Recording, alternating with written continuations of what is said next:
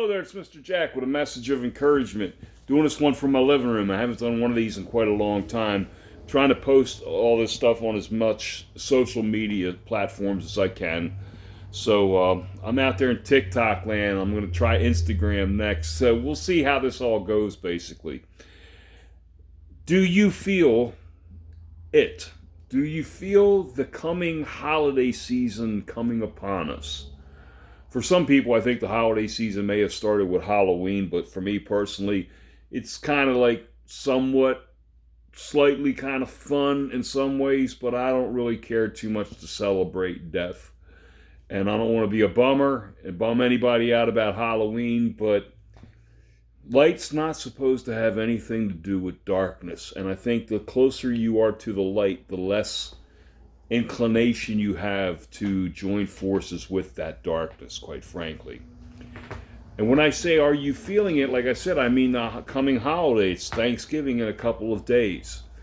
I drive a school bus right now, and so the kids get off half a day today. I have my kids coming here tonight. We're going to go to their mama's house on Thursday for Thanksgiving with her family. It's a lot of people in a family, a lot of loving, caring people that I have been extremely blessed to be actually a part of that family, and honestly to still be a part of that family is really, truly, truly a blessing for me. And my ex-wife Sue, she is such a blessing to me as well, because her and I, we get along pretty well. We kind of always have in some respects, but I think we have learned to appreciate one another even more as the years have actually gone on. Although things are what they are, we do have a deep respect, admiration, and love for one another, quite frankly. So that all is what it is, but it's all, to me personally, when I look at it, I don't see the pain and the suffering of the loss of it. I see a reason to rejoice and a reason to celebrate what's going on now and what will continue to go on. And by the way, what will continue to go on into a place we call eternity. So I'm feeling all this joy and this happiness and stuff, and I didn't get very much sleep last night. I watched the football game and I went to bed thinking, well, I'm going to go to sleep, and that didn't happen for quite a few hours actually. And then I fell asleep and went into a pretty deep sleep because I had a pretty vivid dream, and then I woke up and I'm out the door again, and I'm out taking the kids to school this morning, and in about 2 hours I'll be picking them up to take them home. So they'll spend their holiday with their families in their homes for the most part. Psalm 37 verses 3 through 5 tells us the trust, which means to rely on and have confidence in the Lord and do good. Don't just trust in God, but also do good as well. As my friend Jimmy Burke likes to point out, quite frankly, to be doers of the word, not just hearers of the word. Dwell in the land and feed securely in his faithfulness. Delight yourself in the Lord, and he will give you the desires and petitions of your heart. That's a very, very powerful part of these verses, that if we trust in God, if we turn to him and feed securely in his faithfulness, and that we delight ourselves, which means to find that joy, that something that's deeper than just a temporary happiness, that if we find that in God, he will give us the desires of our heart. Now, of course, the desires of our heart have to be in agreement and in alignment with his will.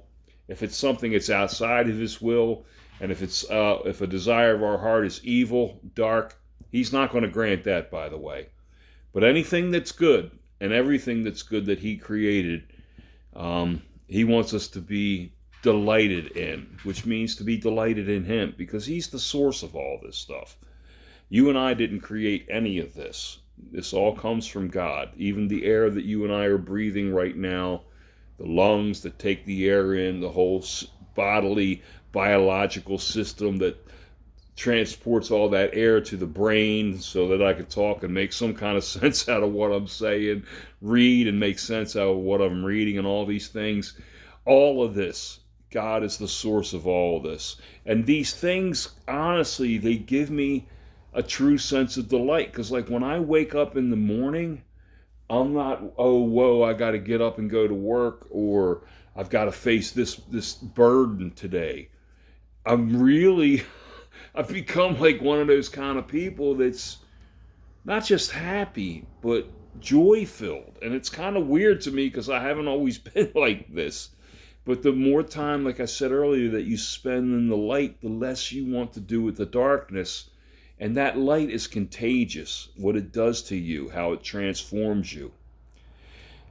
Commit yourself to the Lord. Trust in Him also, and He will do it. Trust in the Lord. Trust in the Lord. Trust in the Lord. My cat's going nuts in the background right now, kind of going a little crazy.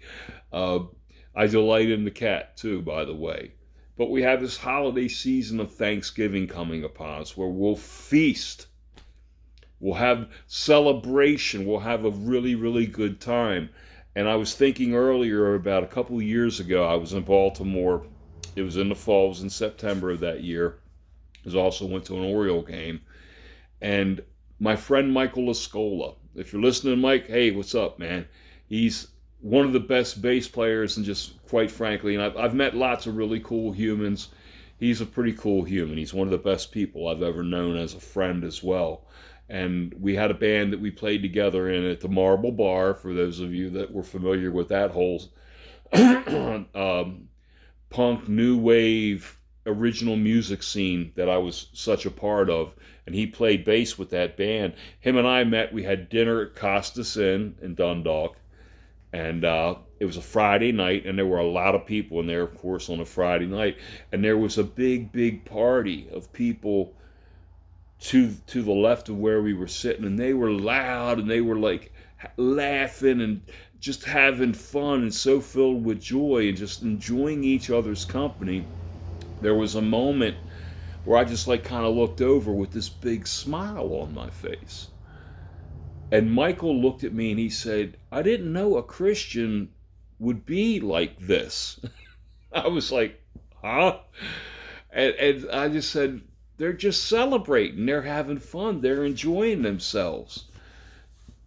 Yeah, there was some drinking involved and all that, but Jesus drank wine too, by the way. It's not my place to look at people's sin and to point out their sin, but I just had that moment of myself feeling joy over what they were feeling joy about. Joy is infectious, by the way. And it infects us in a good way, not in a dark, sinister way, but in a very, very good, joyful, very deep sense of security, as it said in these verses, and a sense of happiness. Do you know that that's what we have to look forward to in eternity, by the way? Because God's not just in the business of redemption. He does redeem, absolutely, and thank God for His work of redemption that He does, where He restores us. But when you really take a look at what happens, and I don't have enough time to go too deep into this, but if you take a look at what happens in eternity, in heaven, in the kingdom of God, it tells us at the end of the book of Revelation, after the great white throne judgment, after Hades and death and Satan and the demonic realm and all those who sided with him are thrown into a lake of fire. After that, God will create a new heaven and a new earth and a new city of God that will be called Jerusalem. John 3:16 tells us that God so loved the world. Now, I thought we were supposed to hate the world. We're supposed to hate what is evil and what is dark. But we're not supposed to hate anything that God created that He called good. And these people celebrating that night, the joy that I'm feeling right now over the holiday season coming up and me getting ready to hang out with the kids and all these things going on, it tells us in the book of James that all good things come from heaven, which means God, once again, is the source of all these good things. So trust in the Lord. He will make your path straight. Do not lean on your own understanding, but trust in the Lord.